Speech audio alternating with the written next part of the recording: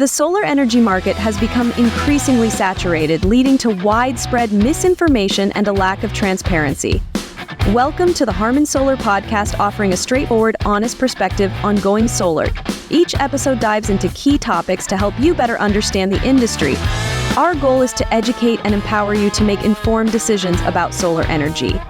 While solar may not be the right fit for everyone, we believe everyone should take the time to explore it. Our mission is to increase your knowledge, not your bills. All right, welcome to another edition of the Harman Solar Podcast. I'm Rob Romano, VP of Sales and Marketing at Harman Solar. And with me, as always, my partner, kind of my friend, it's Ben Walschlager. Ben? I'm always kind of your friend. Yeah. You're kind of my friend. Yeah. A little bit of a different layout here we have today. You can still see our studio. Yeah. It's there. I'm almost sitting in the chair.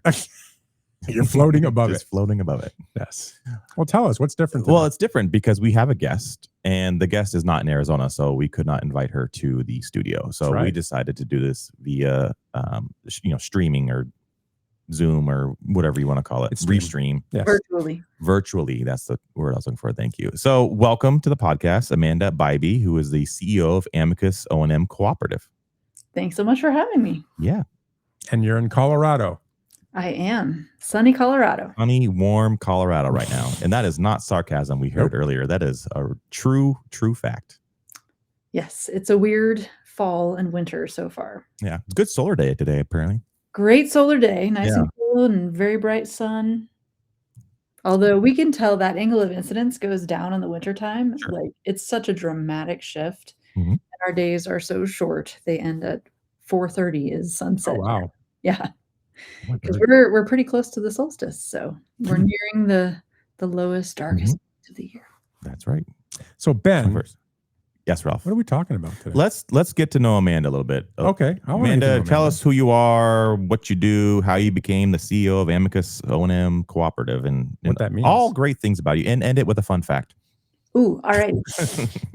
So I have been in solar 23 years come January. I got my start in Austin, Texas, working at a nonprofit organization that was advocating for solar and renewable energy friendly policies. So that was my start. And then I worked at a solar company in Austin for a little bit before I moved to Colorado. And I moved here right after the state had passed its statewide renewable energy goals. And we were in the rulemaking period before the utility started offering solar rebates. And I joined this little baby startup company called Namaste Solar. Ah, okay. So I was like number 5 full-time employee on payroll. And I was there for over 11 years and got to help grow that company. And Namaste Solar is a very cool company. It's employee-owned, certified B Corp, really very values-forward kind of company in the way that they conduct their business. So love Namaste Solar, and it was a great informative experience. It is, as I mentioned, an employee-owned cooperative. And when we started learning about cooperatives and the cooperative structures, we got really into it. So not only did we convert Namaste Solar into an employee-owned cooperative, but we co-founded Amicus Solar, which is the purchasing cooperative that Harmon is a part of. And then a few years after that, a subset of the members of Amicus Solar started the Clean Energy Credit Union, which is a financial cooperative. And then right around the time that we got the charter for the Clean Energy Credit Union, we submitted a grant application to the Department of Energy's Sunshot Initiative to start Amicus O&M Cooperative. So I moved over to run Amicus O&M Cooperative full-time in 2017. And have been here now almost 9 years. Wow. So that's my story. And my fun fact is that I am a woodworker. Oh. I like to make rustic furniture, largely out of beetle kill pine, because we have a lot of that here in Colorado, and it's very beautiful. So those doors behind you made those? I did not make these doors. Can you just say that you did? Yeah, say you did. Oh, yeah. Okay. Aren't they great? We'll edit that out. Well, that's awesome. It's good to have you on our show, and hopefully our listeners will learn everything and anything about O&Ms. So but let's start off with what is an O&M. What does the O and the M stand for? It's operation and maintenance. With solar systems, A lot of people think that it's just kind of a set it and forget it. It's on their house, it's on their business, and it's just going to do its thing forever. To an extent, that part of that is true, but every now and then it does need maintenance. We does need an inspection and a checkup, make sure things are tight and things are working the way that they should. So that's kind of what you do, what we do. So I don't know if you want to expand on that a little bit more, go a little bit more in depth with what an O&M is. Yeah. I think that historically in our industry, we have tended to talk about solar as set it and forget it. But as we've now been maturing as an industry, we know that that's not entirely true, and that it is just like any other infrastructural part of your home or business. They need some maintenance periodically. And so I like to say solar is a low maintenance technology, but it is not a no maintenance technology. And when we talk about operations and maintenance, for me, that includes everything from once a system has been turned on all the way to the end of its life cycle. So in that time, you're going to want to monitor your system. So that type of task usually falls to your O&M teams. You're going to want to do preventative maintenance, particularly on larger scale, like commercial and utility scale systems. And then you're going to need to make repairs from time to time. And that will cover the bulk of the lifetime of your system is monitoring, preventative, and corrective maintenance. And then at the end, you may want to decommission your system. And that's where we take it down, recycle all the parts, and hopefully install the next iteration of your solar system on the same location. Yeah, and I think as technology continues to advance, there's going to be those opportunities for more and more O&Ms. Think of the automotive industry. Back then you just had an engine and four wheels, and the car would just ran. You didn't really need a whole lot of work to it. But I have a 2023 car, and there are so many electronics things, and there's so many different things that could go wrong, and recalls and this and that. Same thing with solar. Back in the old days with solar, you just had your solar panels and inverters. Now you have monitoring, and you have this, and you have all these other different aspects to it that just tells people, well, that's just more points of failure. That's more things that could go wrong. That means more things that need to be updated and checked on, things like that. That's true. And I also think that we see as systems age, they tend to need more maintenance. So those early systems, optimally, they didn't need a lot when they were first installed. But over time, when you have any piece of equipment sitting outside, it is going to suffer wear and tear because we put our stuff out there intentionally to collect the sun, right? And UV is one of the harshest environmental elements there is. So between the UV, the wind, the freeze-thaw cycles, there's just wear and tear.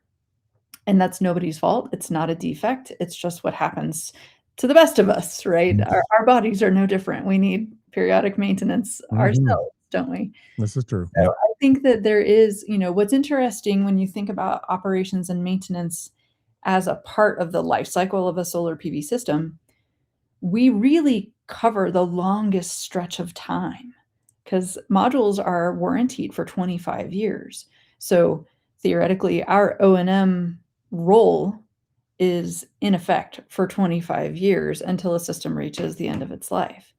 And the more systems that get installed, the more of them need maintenance. And so I do think that as a part of our industry, we've historically not gotten as much attention as installation because installing new systems is sexy. But, maintaining the ones that are already there may not have the same sparkle factor, but I think it's every bit as important, if not arguably more important, in that we're the ones that keep the systems running, right? We're the integrity department of our industry that makes sure that our systems perform the way we said they would. And so I think of our O&M technicians as really the heroes of the industry that keep everything going. And when we think about the expectation of what solar can contribute to the grid, it doesn't stop once it's installed, right? You have to count on it to produce that electricity ongoing. And that is what we do in O&M. Yeah. And I think it's so much more important now as we are sitting here, was it 2020, almost 26, right? So this industry residentially really took off in '08 is when it really started going. So we're hitting almost close to 20 years now that some of these systems have been on roofs. Mhm. And there's so many big players, as we've talked about, Ben, in the last 2 years that have just disappeared. Oh yeah. Right. So there's nobody to monitor and service these systems. And now these systems are in need as they're starting to get older and older. So it is Yep. critical for things like what you're doing. Now, even Harmon, who's just currently in the process of creating the Harman Service Club, which has all these different options for people that are basically orphaned out there. There's all these orphaned systems out there that need help. And so our next podcast obviously will be on the Harman Service Club and the things that we're offering to help people in Arizona. But yeah, I think this is O&M is just critical conversation to start having in this industry, because now we're old enough to say, hey, we need help on these bodies are getting older, right? So these systems are getting older. Yeah. There's time for maintenance. We get those calls, from residential and commercial customers all the time. Hey, my company went out of business. I have no idea if my solar system is working. Can you guys help us out? When we're like, well, we have no idea if it's working either. So we need to go out there and, do a full O&M on your system to see what it is, what it's supposed to do, how is it working, and everything. So yeah, it's an interesting part of the industry right now. It's the next iteration of solar, right? Yeah. It's this part now. This is the part I was thinking about 12 years ago. We're going to get there eventually, but now we're there. Here we are. We're Ralph is always the first one to say, I told you so. Yep. It's my job. So Amanda, go into what typically takes place within an O&M. No, not necessarily all the tiny details, but just high level. What should a residential or commercial customer look for when they're doing an O&M? Yeah. So within the scope of operations and maintenance, right? When we think about operations, a lot of times that includes the desk job part, like monitoring your system remotely to see if it's on. And when I think about operations for residential customers, that's really the bulk of it, is just making sure that your system is functioning and producing the electricity we expect it to be producing. With larger scale systems, you're going to more frequently have an annual preventative maintenance inspection. And this is where a technician will come out and do a thorough overview of the site following a checklist, just like the auto mechanics do a 100-point checklist on your car when you take it in for a tune-up. So they take pictures, they document the state of everything.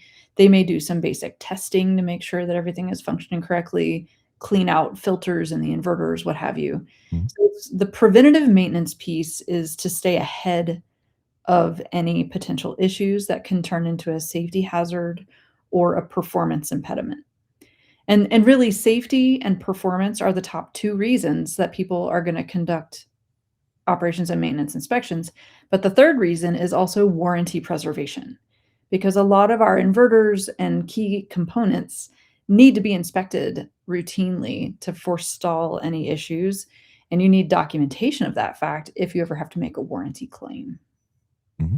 No, yeah, I agree. It's not just kind of a visual inspection, because a lot of people just look, they think they'll just go out there and it's going to make sure my panels aren't cracked. Well, there's more to a solar system than just the panels. There's the wiring, there's the inverters, and inside the inverters, all the inner workings. So we need to inspect all that to make sure it's working.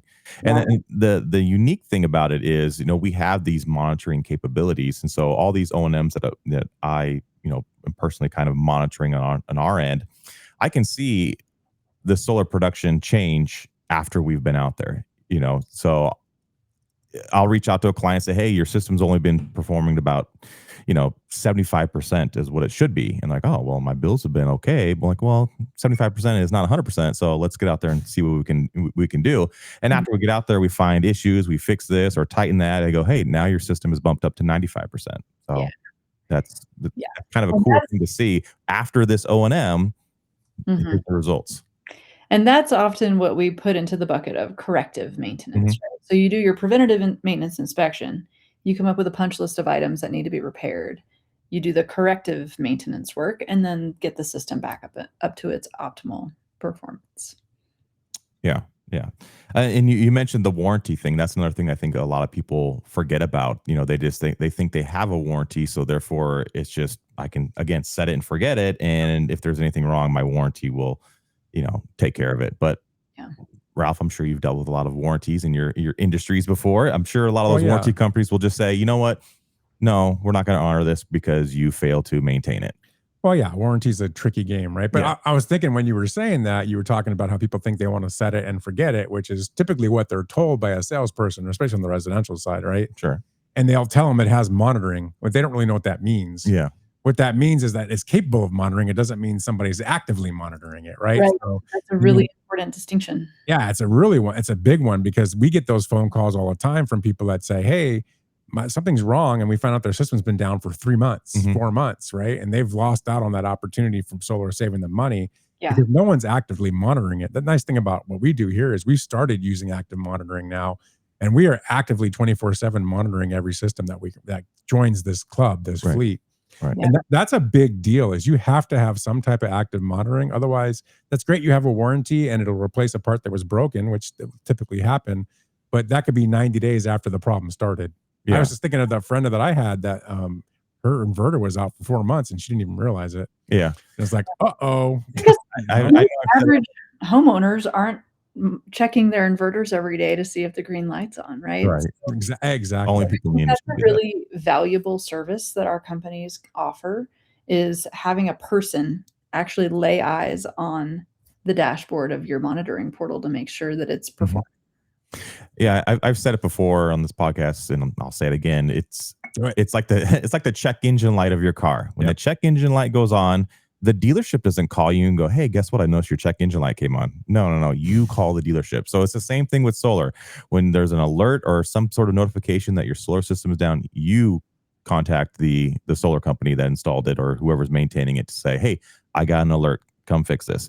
But like Ralph was saying, now it's, a two-way street. Now we have the ability to actively monitor it. And sometimes will be cases where we reach out to you first and say, we noticed it. Something's wrong and we're going to come out and fix it. So as part of an O&M, are there typical annual inspections that happen? Is that? We typically see the regular annual or sometimes even biannual inspections on larger scale systems. If a residential system is performing as expected, you may not need to go out there and do that every year. I think it's probably wise to have your system inspected every so many years because, like we said, they're exposed to the elements. These things start to break down. But I don't even know that that's become common practice just yet. I think that if for residential systems, we're doing good to get active monitoring because that's the line of defense. Yep. But the larger scale systems, because the economics are just bigger, they better absorb the cost of an annual visit and any corrective work that may result out of that. So you do tend to see that as a more common practice on larger scale systems. I know, Ben, on our commercial stuff especially, we've been doing a lot of annual inspections and stuff. And what kind of stuff I'm assuming you're working with these guys, what are we seeing when we go on those inspections? What do we find out? What things do we see that go, oh, wow, we didn't? A lot of it is panel degradation because there's a lot of older systems. Sure. And you typically don't notice it on the residential side if, maybe one panel is down. It might make a small impact on your bill, but on the commercial side, if one panel is down or degraded, you're not going to notice it at all. It's going to be like absolutely no impact. But you'll see it on larger scales, like, wow, half of this system, these panels have just been, beaten up and they're just degrading. So therefore, it's going to make a huge financial impact on them. So we need to, replace these panels. Another issue that we see is the kind of the same thing with inverters. They're just old. Yeah. And I'm not going to name any names or anything like that, but there are some that that's inverter is just not around anymore. This manufacturer is just no longer in business. So we need to figure out, well, we need to exchange a like for like so that to get this whole system up and running. Right. So that's typically what we see on the commercial side. What I worry about in Phoenix is the microinverters because they're up on a roof that's 130 degrees in the summer and they have to sit there and get through that heat. And I mean, it's kind of crazy. It is crazy to think about that. The one other thing I would add to what you were just saying, Ben, about what we see, I think the other piece is wire management. Oh, yeah. Sure. Yeah. And when you think about utility scale systems, some incredible statistic, like 95% of utility scale systems are installed on racking systems. And you introduce movement And that creates all kinds of problems because you've got now your wires are rubbing in weird places, and that can cause a lot of additional issues. And wire management seems like the simplest thing, and yet it's really not. Yeah. And it's highly impactful in terms of the issues that we see that lead to insurance claims, and like the high dollar impacts of failures a lot of times come from wire or connector related issues. Yeah.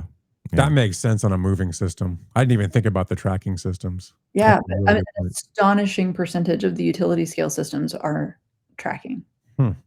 Did not know that. Yeah.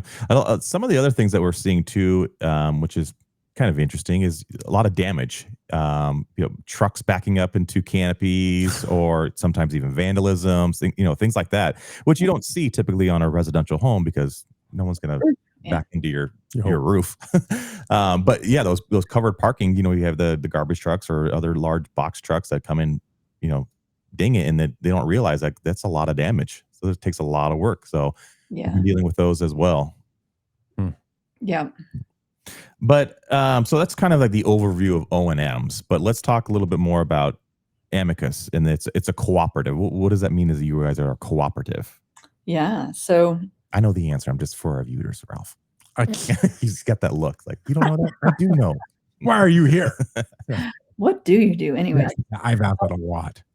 So Amicus O&M Cooperative, there are lots of different types of cooperatives out there, and we kind of describe ourselves as a shared services cooperative. So a cooperative structure at its core is a commercial entity, in our case, we are a for-profit business entity that has shareholders, in our case, the member companies that own Amicus O&M Cooperative.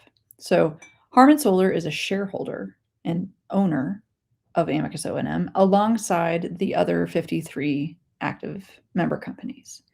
So each of you own this company. You are my bosses. You work for me. Yeah. We are here to support you. So Amicus O&M Cooperative acts as a hub for all these member companies to help perform O&M services more safely, efficiently, and profitably. And that's really our core. Our mission, officially, is to elevate the stewards of sustainable energy systems. That's you. Yep. And so what we do for our member companies is kind of 5 parts. We facilitate a lot of knowledge sharing through regular meetings, in-person gatherings, an intranet, etc., where you can work with your counterparts at other companies across the country and compare notes on the challenges that you face, the vendor issues, and how to solve all of this so that we keep our systems up and running. We also provide a lot of tools and templates so that our member companies are literally working from the same playbook. And that allows for a greater sense of standardization across the industry. If we're all doing this and approaching this work the same way, customers get used to seeing a professional product. The third big thing that we do is training. Amicus O&M Cooperative has been developing a training program for O&M field technicians. And this is another huge part of trying to standardize the way that we do this work and to keep it safe and efficient is for our technicians to be really well trained. And so we got a grant from the federal government a couple years ago to help support this work and to create more standardization. We actually worked with a whole bunch of stakeholders, drafted a 4-level technician framework that lays out a whole professional advancement pathway for them. And we shared that with the industry associations, with the Solar Energy Industry Association and with American Clean Power. And SEIA actually turned it into a bona fide American national standard. Wow. So it was published earlier this summer. It's called the SEIA 301 ANSI standard. And it's about how we train technicians to go out and do this work in the field. So Amicus O&M Cooperative has been heavily engaged in this type of work. We're really passionate about it because I think that not only does that benefit our companies from having more profitable work, but it benefits the technicians by giving them a way to advance, a way to make more money, and a way to see themselves in these roles for many years, because O&M work is good work. If you don't want to sit behind a desk, this is really like thought-provoking, it's varied, but it's also really meaningful work because you're helping keep our systems operational for a lot longer. So that's the training thing. I could go on for a long time about that. But the other two bits that we do is we provide a lot of business planning support for the member companies. And then we also do some business development work, but I really prefer to call it matchmaking because I like to take a client when they call me and say, hey, I need help in the Phoenix area. And I say, well, you're in luck. I've got a great company there. Let me make an introduction. So I matchmake between clients and members to help them grow. Nice. Yeah, I like the standardization aspect of it, because even though, the companies that are in the cooperative, on paper, we're all competitors, really. We're competitors on the sales and the install side. But when it comes to like the O&M, I think as a homeowner or business owner, they know that we're not competing in that aspect, because the procedures that we follow as far as the O&M, it's standardized no matter who you go through. We're all going to be following the same process of doing that O&M. Yeah. Kind of gives them a little bit of a peace of mind. Yeah. And I just generally think this is part of the professionalization and maturation of our industry. When you look at HVAC or automobiles or hot tubs, I don't know, there's a lot more processes in place. And, the same is true for apprenticeship programs or for other like educational and professional development pathways. And so it's just time for us to get these ducks in order and really deliver that professionalism to our clients and to our own people, right? So I'm really excited about this too. I think it's a big step forward for the industry as a whole. And my first loyalty is to you, my member companies. What I like about the group, and so I've been more involved on the other side of it with Amicus, is even having all these different EPCs, just like us, different installers, all get together and talk about experiences, that things that they're seeing and tools that you're using. That maybe we had a call last week where myself and our director of operations was on a call providing feedback on a tool that we use that another 4 companies that are in the group wanted to use, and we gave them our honest feedback about this is what we've seen. Stuff like that's really valuable, and the industry has been it's been so siloed for years, where everybody's just kind of you worry about yourself. Well, we don't want to give away the secrets. Yeah. Right. And this group is it's sharing everything, the knowledge you just talked about. I think that's invaluable, because we've learned a lot from it, and we've been able to share our experience of doing this, for how many years we've been doing it. And it really helps the whole group just be stronger. I enjoy being part of it. Truly, Ralph, I think that is one of the most special parts of this community. And you were referring to the Amicus Solar, our sister cooperative. They do the purchasings.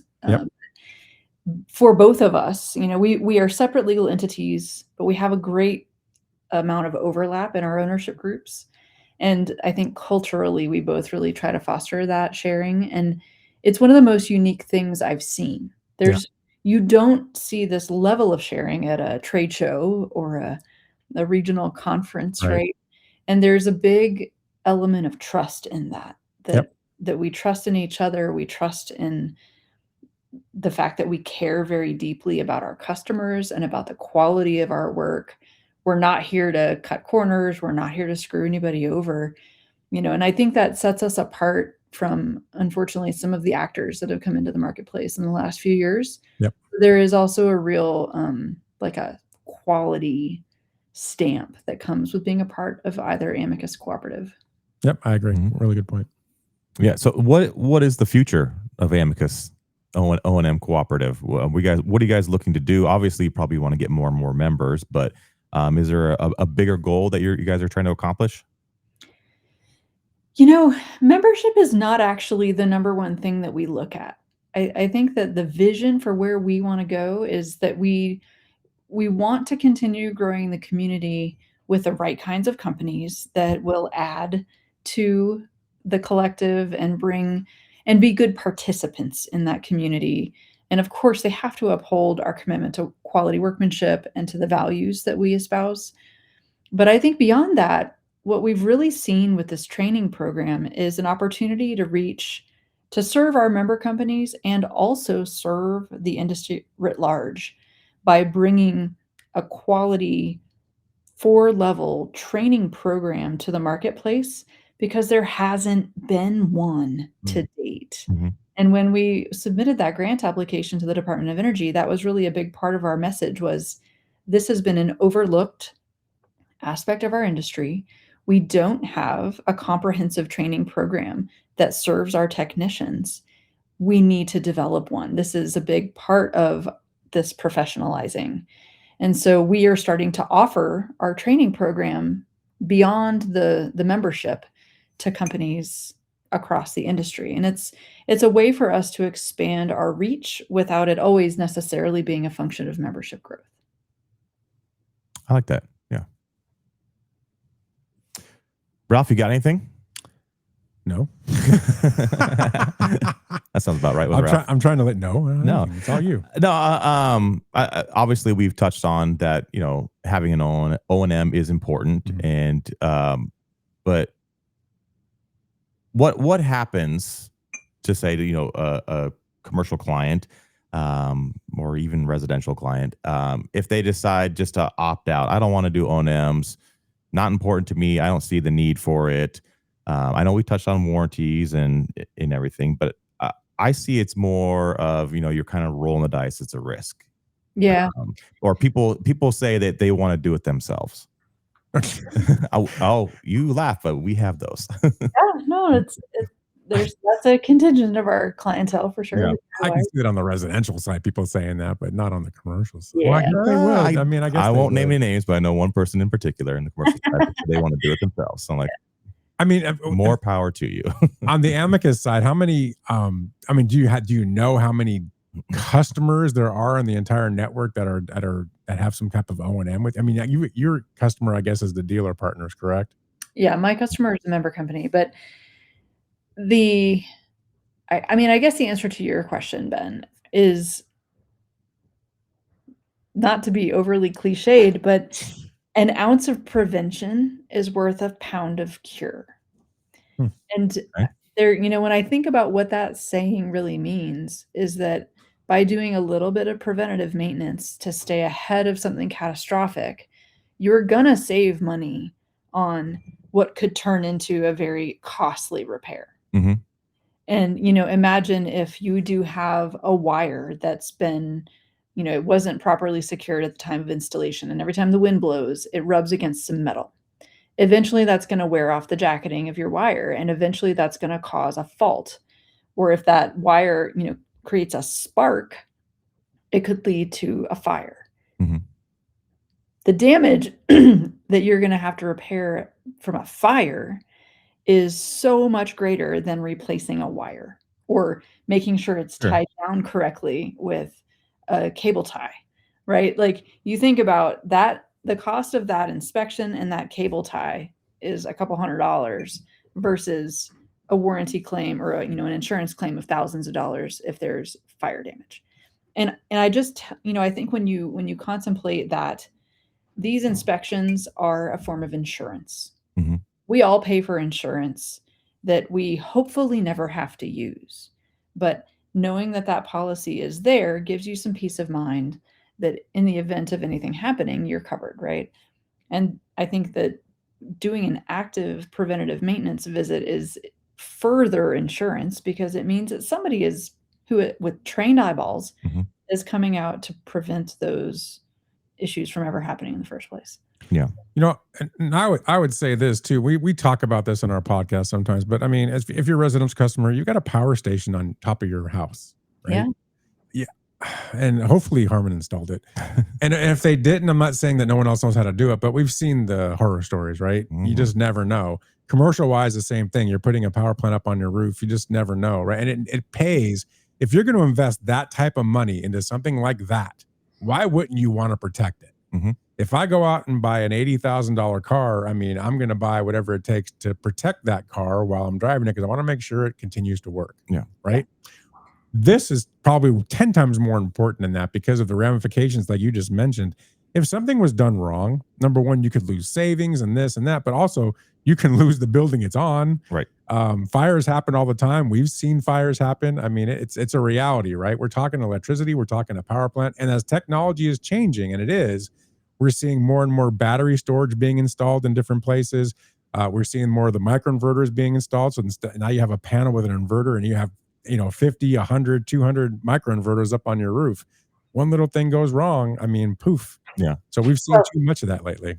We don't need to make it sound like every solar array is about to go up in smoke. No, not the point. But I think protect yourself.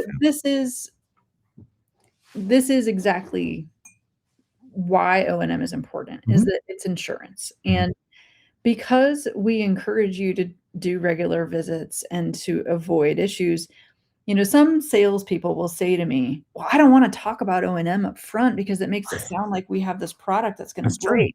It's true. And I completely disagree with that. As a consumer, I expect that whatever I buy has the potential to break because things break. And that doesn't mean that they were fundamentally defective. It doesn't mean that they weren't well made in the beginning or well installed, but wear and tear happens. Yep. And I actually argue that talking about operations and maintenance up front should be a peace of mind for your customer. It is a differentiation from the companies that have not invested in building and training a full-fledged service and O&M department. And for me as a consumer, I want to know, who do I call when something breaks? And that is absolutely a selling point, not a detraction. Yeah. This industry is changing.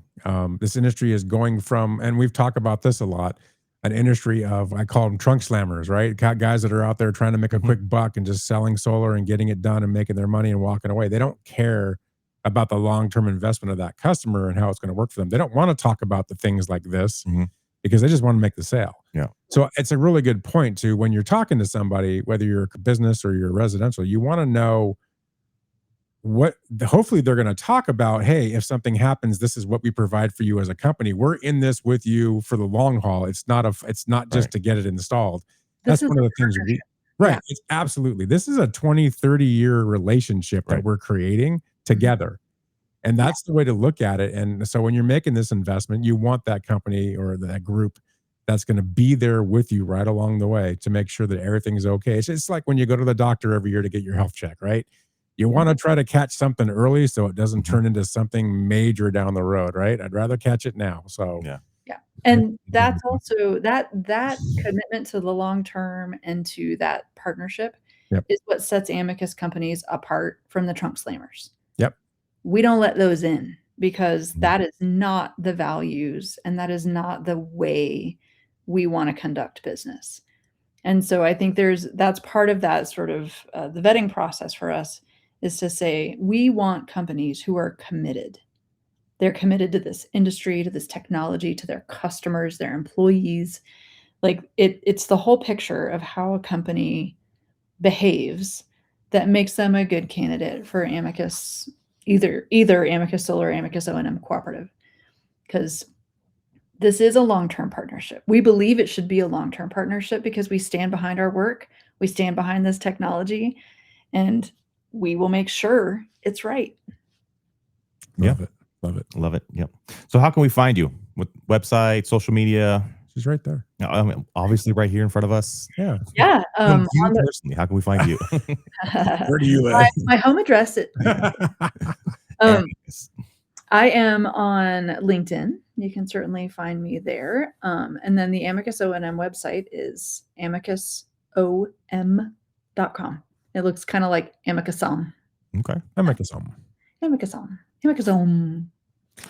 And they can come to you to look for a local member if in their area, if they want to go solar. I mean, that's one of the things you'd offer them, right? I mean, yeah. So we really focus on all things O&M related.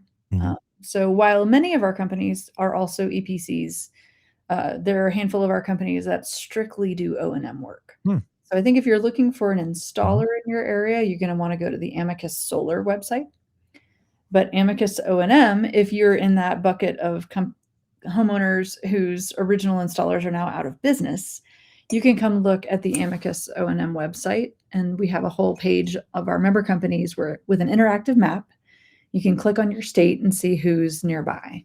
Yeah, because this is not just a Harman Solar Arizona podcast. We're national. We are national. We have listeners in other states. So if they're out there looking for, an O&M company, I would say check out the Amicus O&M website first to find out who is, in your state, and go start from there. Right. But if you're in Arizona, you better look at ours. Right. Only ours. Come on, man. Awesome. Well, thank you for coming on our show. We hope you enjoyed it. I know Ralph did. I know Ralph did. Are we missing anything? Is there anything else you wanted to talk about or anything else you want to say before we let you go? I mean, did we hit on everything? Did Ben do a good job or did he miss something? Because I feel he missed something. He did a great job.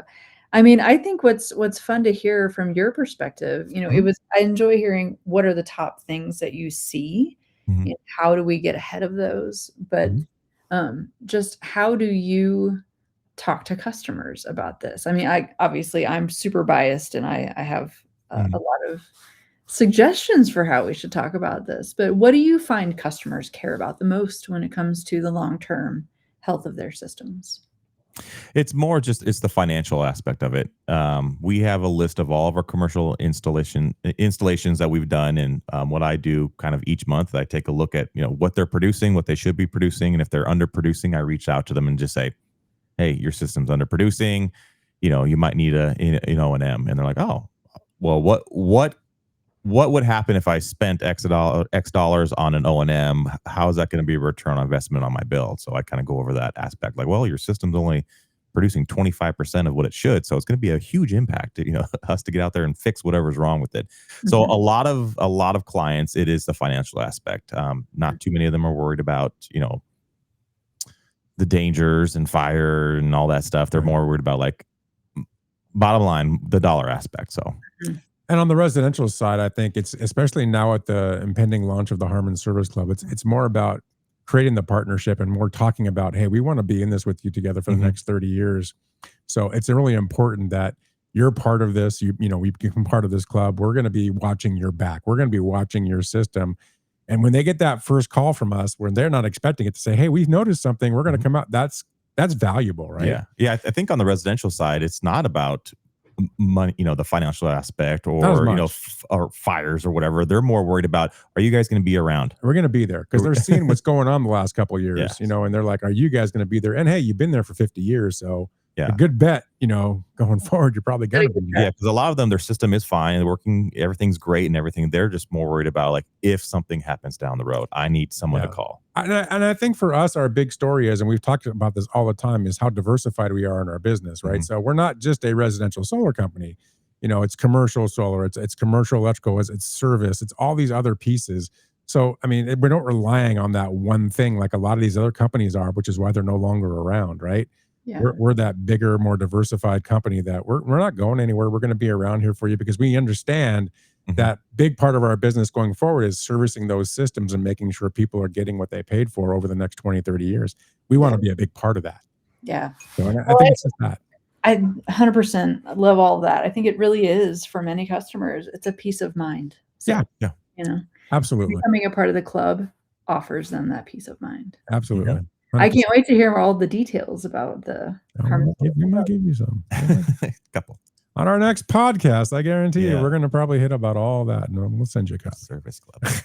Excellent. Yeah. All right. Well, Amanda, it was a pleasure meeting you. Thank you so much for joining us on the podcast. A lot of great information. Love the cowboy hats. Thank you. I think you should put one on. Yeah. She's not going to do it. You tried. See, you tried. All right, everybody. Hey, thanks for watching once again, and we will see you soon. We are gonna do that Harman Service Club podcast. We got a couple other things in mind, and we will keep going into 2026 with you. We got a lot more to talk about. So thanks for joining, and we'll see you soon. Thank you. Thank you. You've been listening to the Harman Solar Podcast with Ben and Ralph, bringing clarity to the intersection of solar power and smart home ownership. If you found this episode helpful, don't forget to like, comment, and subscribe, and also share the show with others navigating the solar journey. For questions and topic suggestions, call 800-281-3189 or visit harmonsolar.com. You can also connect with the team on social media. See you next episode.